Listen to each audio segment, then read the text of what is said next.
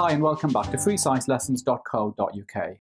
By the end of this video, you should be able to explain why ionic compounds can conduct electricity when molten or dissolved in water. You should then be able to describe the reactions taking place at the positive and negative electrodes during electrolysis. And finally, you should be able to describe the reactions as either reduction or oxidation. That's for higher tier students only. Now, electrolysis can seem like quite a tricky topic, so I'm going to split this over several videos. I should point out it's not as tricky as it first appears. In this video, we'll explore the general ideas behind electrolysis, and in later videos, we're going to look at some specific examples which you need to learn. We're going to start by recapping ionic compounds. This is the ionic compound lead bromide. This is formed when lead reacts with bromine. When lead bromide forms, a lead atom loses 2 electrons like this, forming the lead ion Pb2+. These 2 electrons then pass on to 2 bromine atoms, forming 2 bromide ions Br- like this. Now we formed our ionic compound PbBr2. So as you can see, lead bromide contains 2 different ions, the lead ion Pb2+ and the bromide ion Br-. So what happens when we carry out electrolysis on ionic compounds such as lead bromide? Let's start by looking at some key facts about electrolysis. Here's the first key fact.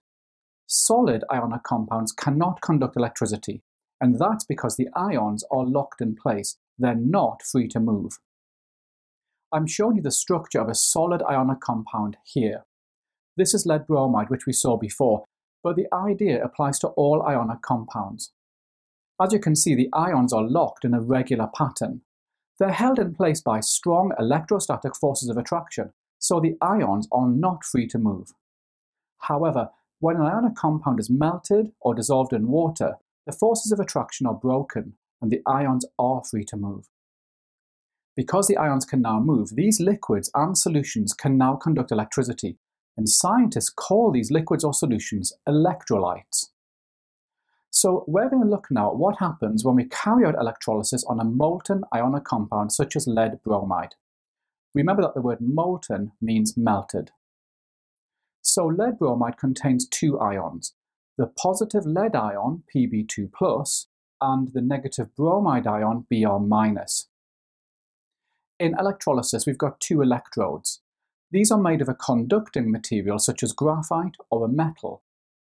The negative electrode is called the cathode. That's attached to the negative terminal of a power pack. Think of the cathode as being covered with electrons which are coming from the power pack. The positive electrode is called the anode. That's connected to the positive terminal of the power pack. Think of the anode as having a lack of electrons. Here's our molten lead bromide. We can see the positive lead ions here, and we can see the negative bromide ions here.